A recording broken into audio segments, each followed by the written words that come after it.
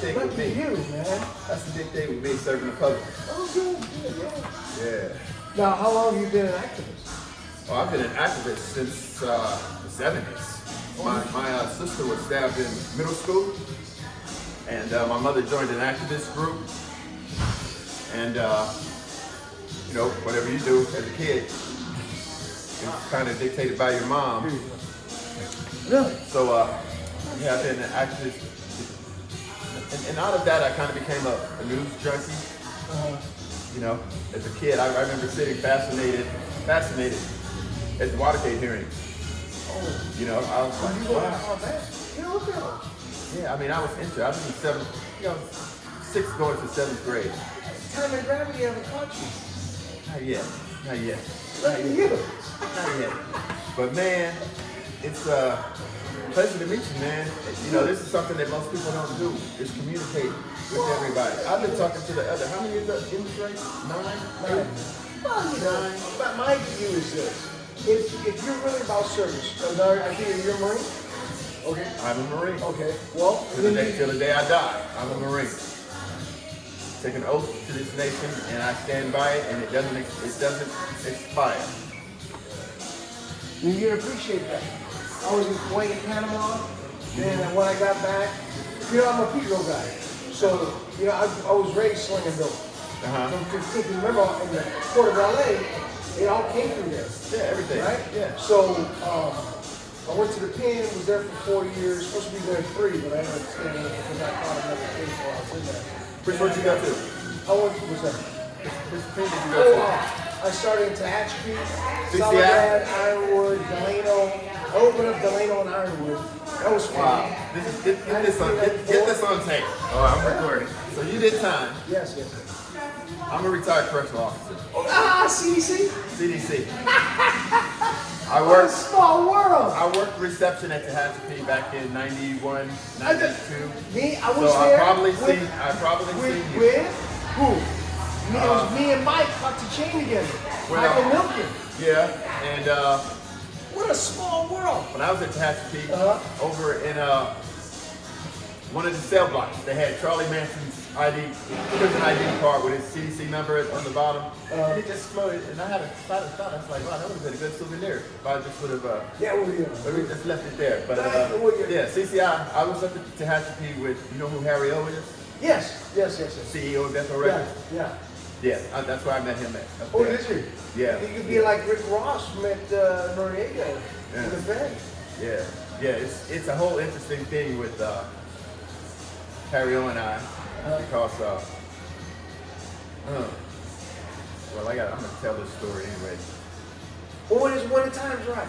Yeah. What a small world. Yeah, but on both sides of the fence. then I transferred and went to CSPLAC, California State Prison, Los Angeles County. Oh, in Lancaster. I helped open that up. That was a wild prison experience. Give you a lot of prison stories. No, they moved a lot of Northerners there, didn't they? Yeah, they tried, because you know, the cutoff line for Northerners and Southerners is Bakersfield, basically Fresno. Yes, Fresno. But yeah, and then we had the Boyd brothers. Yes. And then my familia. I mean, we had everybody. I mean, I became like a prison gang expert. Well, geez, what a small world. Wait, you know, it seems like I work parallel, but getting back to what I was saying is that if together we can be where we can't be alone. Right. We march divided, but we fight united. And that's the problem with this whole country. That's actually gotten me in a lot of trouble. The whole problem since the pandemic. It seems like they're going to use fear to separate everybody. Of course. Everybody. Keep the divide and conquer, and keep the conquer divided. Yeah. Right? And we stay in constant conflict with one another instead of paying attention to the oligarchs who's running the damn My country. view has always been is that the crime that pays is the crime that stays. Yeah. Right? Exactly. Right? So they legalized weed. Now all the youngsters, because I own a dispensary. Oh, I got a whole lot to say about dispensaries. And I was when I was in it, I thought this youngster came knocking on the door at 8, and I was doing the money count. What is he doing? Right? And he goes, hey, are you going over? I go, we don't open until 10. I said, did you eat breakfast? He was drunk. I wake and bake. I said, what do you mean waking down? I was getting a drug deal, right? I thought, I've only heard that for the guys that smoke rock. Right. But for this youngster, 18 presumably, presumably 18, I think, man, if you tell this kid 7 years from now snow is black, he'll believe it. And then I got out of that. I said, I can't. Because to me, it was the Boxer Rebellion. Right? Throw opium out to the Chinese and let them consume it, and they're easier to manage. Right. I thought, I can't, no. Because then it gave me flashbacks of the 80s. I said, I can't, not all money's good money. Oh, yeah. I thought, wow, I can't. This is crazy. Yeah, I had a whole lot to say about the 80s and drug dealers and what I saw it do. I was living in Carson. Oh, I'm a Pedro guy. Is you playing at Carson? No. This after I got out of the Marine Corps. Oh, okay, got it. And drugs in the 80s, when I got out the Corps, drugs were just rampant. I mean killings, murders. Who was it? Entire neighborhoods being devastated by the consumption of crack and the addiction and everything else that brings along with that, the lawlessness, the crime, the everything else. And now, like especially in our community, and this is one of the things I despise, is that culture, that gang ghetto culture, all of that bullshit is so prevalent that we hold drug dealers up to higher esteem than, like, say, veterans. It's like because of our culture and they think it's something good, and we're killing one another, we're stealing all of this for drugs, and the drugs itself ruin people's lives. Oh, I'm against marijuana because I see it just gets stronger and stronger. You know, it's not a relaxation anymore. Oh, well, it's a relaxation for me. It's relaxation. Hey, if it wasn't for cannabis, I'd have killed somebody a long time ago. And that's real. Not a cigarette? No, cigarette. That's something at the end of the day it's going to chill me. You know, because my brain races. I'm always full of thought. Always full of thought. And cannabis is the only thing that'll, after a nice warm shower, put it on. And it's just like, settle down. Yeah. Just settle the fuck down. Well, that and PT will help. Yeah, PT. Hey, pumping out 50 push-ups before bedtime is another thing I do. Yeah. But, hey, you know what? I was thinking, I don't know, how much time do you have? I got about an hour. Think we got time to go over there? Where's your parking? Is your parking down here? Yeah. Okay, let's jump in the car. I want to show you something. Okay. Where we're at? He took us to the water supply. That's how I lived when I was home. Right there. City water. Yes, city water, of course. Now that telephone pole, when I was living down here, I would hook up to the telephone pole. 900 watts a week I was using. I had the air conditioner, the heater, the TV. I pulled the Wi-Fi from the jack-in-the-box. I pulled it down, and I had a big screen TV. Damn. And we just living a life. I'll show you the video. Okay. So you weren't harassed by anyone? No, of course not. Just no law enforcement? Everybody just wants to get along. I just want my peace. You just want to exist. Yeah, I want to exist. And you have to the businesses don't mind. Be peaceful. As long as you stay on this side of the thing.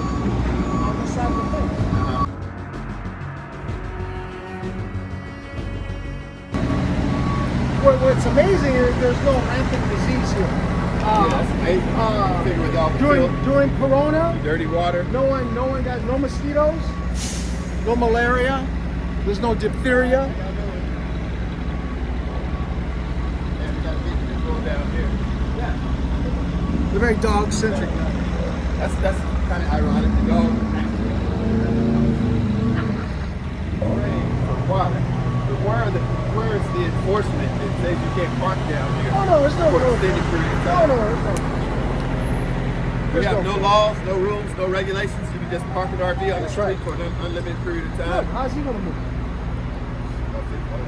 How's he gonna move? Well, yeah. That's assuming you have a truck. How'd you get here? I'm sure you did. You're not.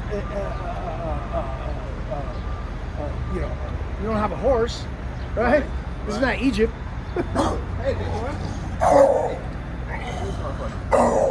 the dog's the only one with a house down here. Hey, buddy. Hey.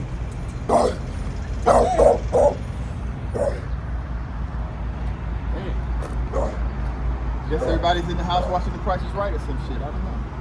Yeah, well, they're just here because they come out at night. They've Sleep during the day.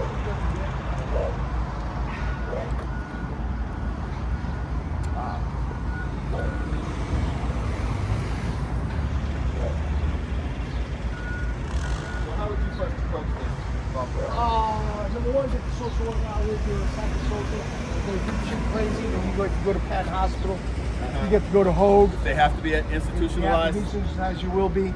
If you're just a guy who just down on his luck, rehab, housing, hey, where's your job? Because a lot of these are the working poor also.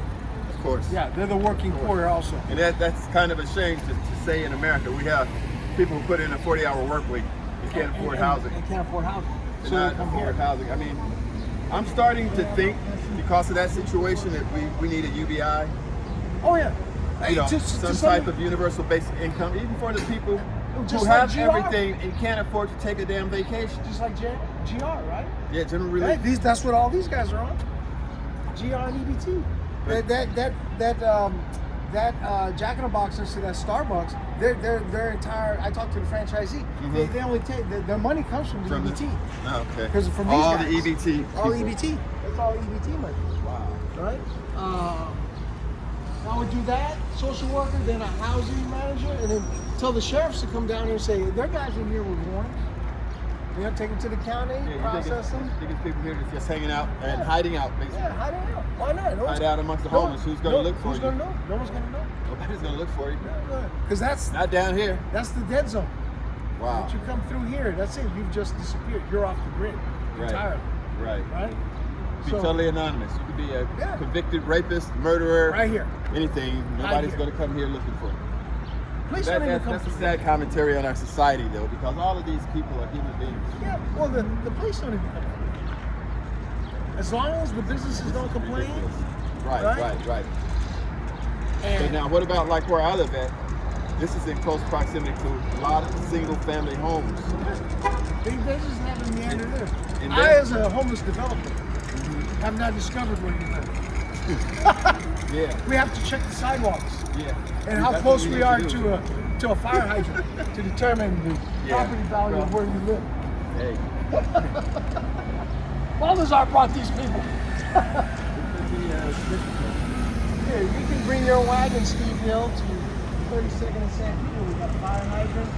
We got telephone poles to connect to. I mean, if stuff down here caught on fire. Remember the pallet processor that burned underneath the boot? Yeah. What's this here? That's right there. Right. Yeah, I remember that. Wow. And look at this. This is like a shanty, like a shack they built in Jamaica. TJ. Yeah. And this right here, man, just one match. One match. Somebody had a brand new couch.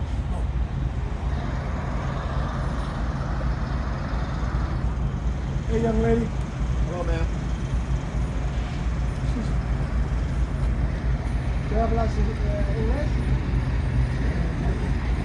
¿Tú hablas inglés? Just say hello. Hola. Hi. You have to How long have you lived here?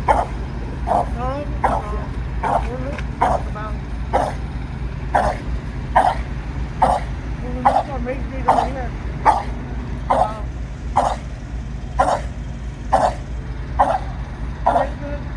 My birthday, March 1st. My birthday. Every birthday we never meet everybody. Every birthday you move? My birthday. Yeah. So how do you find it living here? Are you comfortable here? Huh? Are you comfortable here? Is it easy to live here? My dog took care of me. Your dog takes care of you? That's a nice dog. I only walk a little bit. My son comes and helps me clean the yard, stuff like that. Like they don't. I would not clean there, but they go next door there. They steal. They come and steal everything. They steal your stuff, so you have concerns about people stealing from you?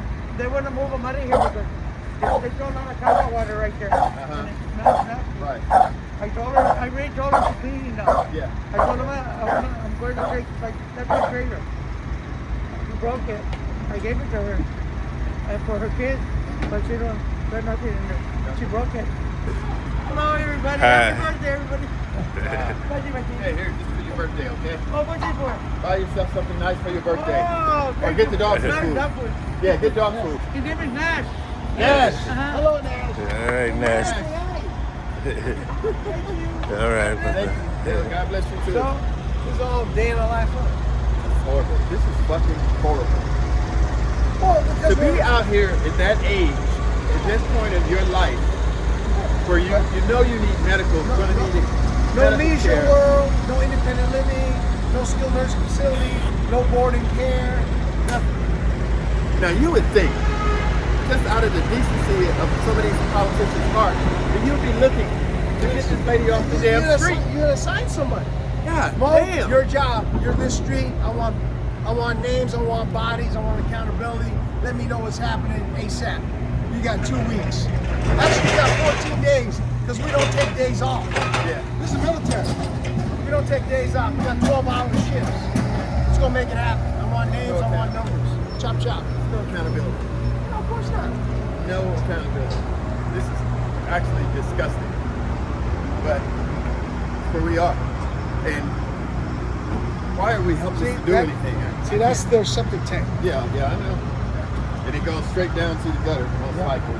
Final thoughts is, one of us got to get in office to do something. Yes. About this is deplorable. This whole condition down here is a byproduct of a capitalistic society where the people at the top have no hearts. You've got to be heartless to allow this condition to exist. And we're veterans. We've seen desperateness all over the world in war zones and peace zones, and there's no excuse for this. There's money there. You can lose the money right here on the side of the street. Give it away. Just the way Steve did. We got money for bombs for Ukraine. We got money for bombs for Israel. We got money for bombs for Iran, but we don't have shit for our own people. It's ridiculous. Yes. So together we can be what we can't be alone. That's why Steve and I are working together on a common cause. It doesn't matter. Those are just labels. Those are just labels. But does it matter when this guy doesn't have anything to eat, or when his house burns on fire? Does it matter who comes and saves him? As long as he gets saved. Yeah, we can do better than this. The military out would be a very easy thing to solve. Yeah, you would have one specific, distinct objective is to get these people off the street. Clean them up, and as one trickles down, well, where'd you come from? How'd you get here? Right. What state are you from? It'll be like an intake process. Like, let us tell this story. How did you wind up on Skid Row, homeless, From Missouri. with no means of support, financial? Right. From Missouri, from Arizona, from Kansas. What made you come to California? You know, a lot of people say it's hard, but I think it's the business. Did you walk? Right. How did Did you you get come in on rail? on rail? Were you who's that guy? Who's the kid's story? What was his name? Joe Thumb or something? And he just wandered around his whole life. Never heard of him. It's famous and they wrote a book about it. But, you know, when values are clear, decisions are easy. Right. We were phase 1, phase 2. You know, what gets measured gets accomplished.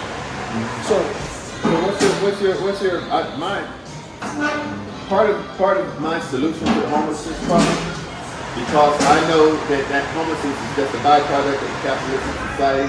Part of it would be taxing the shit out of the rich, who have this excessive amounts of billions and billions of dollars.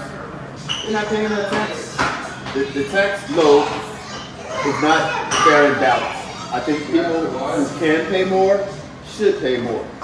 Now, I'm not talking about taxing you out of business. I'm just saying some of the amounts of money you're making is obscene. Especially as you look at people homeless on the street, eating on the curbs and gutters, urinating, defecating, as we saw, with dogs. with dogs. But we, you know, it all goes back to accountability. I take a different view. I want accountability because the money's there. See, you keep 24 going. billion. I know. Where'd it go? But we got to follow the money, find out where it went. But then we need to hold those politicians accountable for the disbursement and distribution of the money. And the personnel. All the way down to the lowest civil level you get. But who's holding them accountable? Who's holding them accountable right fucking now?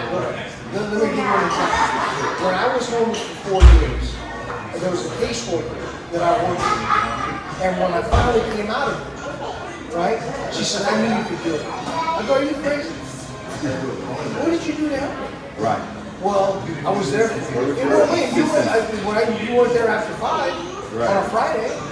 You were virtual. Right? Because I had my beard grow, and my facial hair grow, my hair grow. And I thought, she really believes she helped me. Yeah. She's going to say, what kind of psychological mind twisting do you have to do? Because they believe activity is a problem. I got my 8 hypocrite, and I interfaced with Steve Hill and told him, tell me your problems. We're going to address that. Come to my office on Monday. Being in that environment, they know Monday automatically is a holiday. I had them do that to me. Wow. Twice they had done that to me. And I'm like, I better keep a calendar, man, of the holidays because they seem to be able to know this on the match. That's part of their whole program. That's their whole program, right? Whole program. We're going to do it on Friday. And nobody can hold these people accountable. Now let's go back to the accountability issue. I've had a situation going on with me for the last 4 years. I was arrested, taken to jail, had my weapons confiscated, all because I went to a anger management therapy session to control my anger while dealing with a sheriff's department that treated me unfairly and judged me unfairly. That led one thing led to another, and I got arrested because I went and spoke out publicly at a meeting. Now, as far as I can tell, and all the documentation I have, Alex Villanueva had me arrested March 7th, 2022. Had my weapons confiscated and told the DOJ to ask him to help. They actually did the arrest. Now the DOJ actually did the arrest, but the paperwork came from the Palmdale Sheriff's Station, and the DOJ refused to press charges. In the Palmdale Sheriff's Station, they said, well, it wasn't none of our people who made the arrest. It was the Department of Justice. Now, I've been fighting this for 4 years. Just now starting the process of returning my property, which is a civil rights violation to me under the 4th Amendment. You're not supposed to have your property confiscated from you. On those terms. For any reason. But yet it happened to me. And holding law enforcement accountable should be something that elected officials should partake in. The police watch.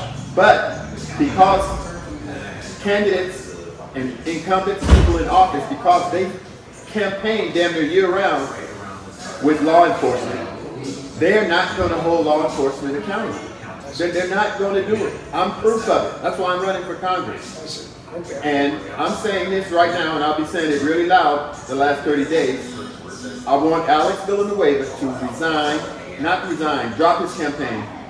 And I want Attorney General Bonta to resign from office because he doesn't know what his department is doing. I mean, and this happened to me, and it was totally illegal. I can show you, I'll send you the, of my arrest and when I spoke out. That's why when I do fire up, I'm going to be asking that Alex get his ass out of the race. He's not fit to serve the public. The public trust should not be put in any hands anybody that's going to use law enforcement to weaponize against you for saying something. And all I was talking about was creating division. I'll send you that tape also. All I was saying, it was a Catherine Barger event. It's about 15 probably. Yeah, up in the Antelope Valley. Is that her district too? Yes, Lake Elizabeth. Yes, that's fifth, she's the 5th. Yeah, yeah, and she knows about it. There's the whole Palmdale City Council I addressed. They know about it. There's three sitting people in the assembly that knows about it. Only one person has helped me with this issue, and it was a Republican.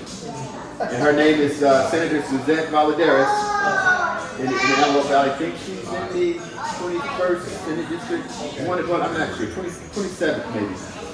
But I could not get one politician to expose this arrest. One, accountability though. You say you know Alex, you can talk to him. Let him know he needs to drop out of the race. I'm going to be demanding it. And then I'm sure the media is going to look into why. And I got all the documents. I've got everything they did wrong. I was supposed to be evaluated. We have a MET team in Antelope Valley, middle evaluation team. I know the guys. I have coffee with them every Tuesday at Coffee with Vets for years. I talked to them. They said, Steve, we can't find no paperwork on you. We can't find nothing. And it's because it was all done through corruption. And in my opinion, it was Alex Villanueva in retaliation for speaking out at a public event, which I'm entitled to do under the First Amendment.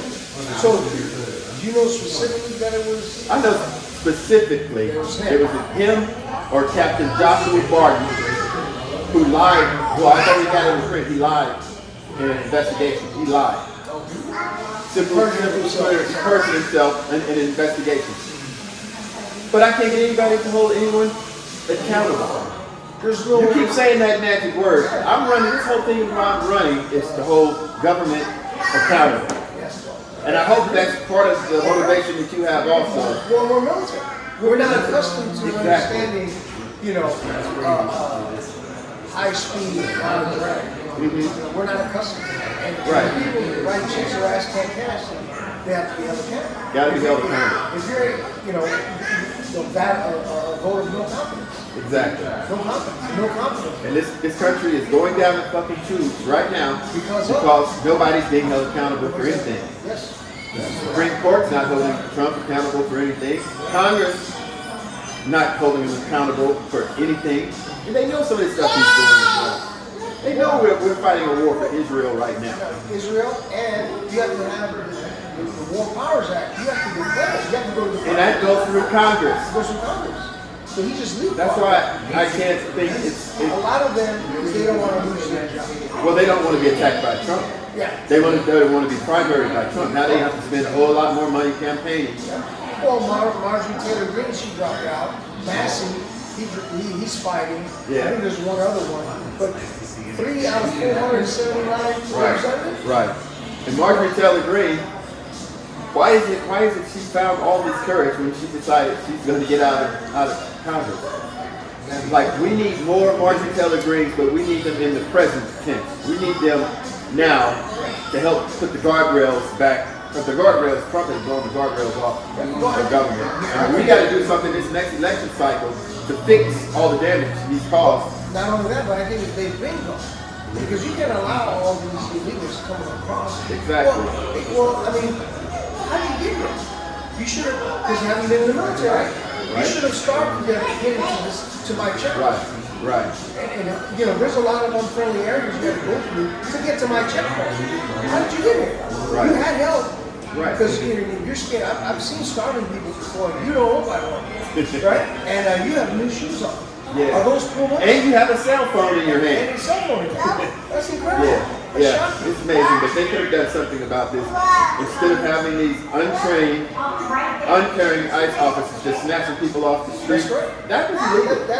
And they had Marines down at the federal building, because I went down to talk to the Marines, these young kids with M16s and 15s in their arms.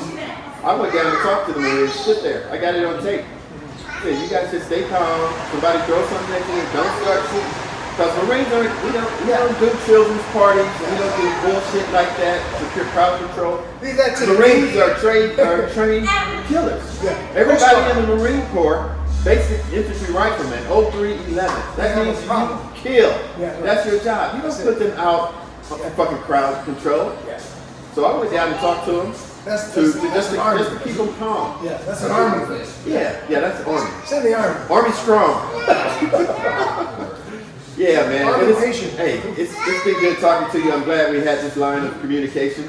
Yes. And we need to get together and get this political forum going. We can sit down and talk about maybe a projected date. It's going to probably have to be next month. You have the location. I've got the location. I'll start contacting. I'll have my staff start contacting all the other candidates via their surrogates. Yeah, I got a couple of contacts already. Oh, good. Mota, I met her. We were over getting our signatures together over the grocery store. Mota. Who else is there? Thinner. Elizabeth Thinner. I got her number. Yeah. But yeah, because you guys, at the end of the day, if we're really about the betterment of everybody, this is not a vanity run. I've been running since 2022. This is not a vanity run. If you're really about the business, you'd be a community activist like yourself. You'd be like me, owning a food bank since 2022. You'd be there in the Eating Fires. I've fed those guys the entire city for a whole year. Right. Gourmet food, not so the leftover food. you got blood in the game, man. Blood in the game. It's like So, I'm not just running it's just to be tangible, running. tangible stuff. Right. I don't go off when you begin because our core is military. We want the tangible deliverables. What did you do? Right. When did you do it? Today. Who did it help? Yes, and we want to witness. Right. Right. So when I was in Eating Fires, the reason why we got to sign Executive Order 14308 is we had testimonials of the people that we helped during the fire. Right. January 10th. Who were adversely impacted by the fire. You see the video, the guy's standing on his house that's now ashes with his son. Said, power operators here. Baltazr Fedalizo. And what else came here? Yeah. And remember, because back then, if you left your house, couldn't come back. Right. If you stayed in your house, no electricity, no running water, no natural gas, damage, smoke, right? inhalation. And if your food is in the fridge, lasts 3 days. You gotta cook it. You know what you're gonna cook it with. Right. So you're left with canned goods, right? And no running water. So how are you gonna flush the toilet? Right. So you got some valid, tangible, people. reality-based things that you can refer to. Right? So, Steve Hill, there. Right? There we go. Steve So Casio, there. Right? There. People, Yeah. You have people of point that can attest to you. Right. Said what you you're not out here with smoke and mirrors. Smoke and I mirrors. don't know what Sydney Cominger Dove has ever done with her life. But She done the job. from my perspective, if you didn't serve your country by willing to give your life, what have you really done? When you had an opportunity to do it, did you do it? Or did you decide to do something else? Well, I decided to serve. I got you and I come from a moral code of we give when it counts, not when it's convenient. Right. We do not do our best. We do what's necessary. Whatever it takes. You know, like the race car driver said, and overcome. Right? You're not cheating, you're not trying. Right. Right? So, I mean, that's what George Allen told me when I played football. You know, this is the steroid days. George Allen is a historic figure. He said, you're not cheating, you're not trying. It's your choice. Baltazr, it's your choice. Your choice. You got it, Choice decision you make. I will. And be held accountable for that. Be held accountable. That's a good thing, man. Well, thank you very much. Thank you, man. And we're going to get together and we're going to put this political forum together. That's correct. So our incumbent in office can't run and hide from the truths of reality. Is we need to know what you're going to do. We don't want no more promises. We've seen what's affected adversely in our community, and it's time to change. So we got Baltazr and Steve here. We're in the war for our people. Power to the people. Thank you. All right. Okay, we'll get that thing knocked out.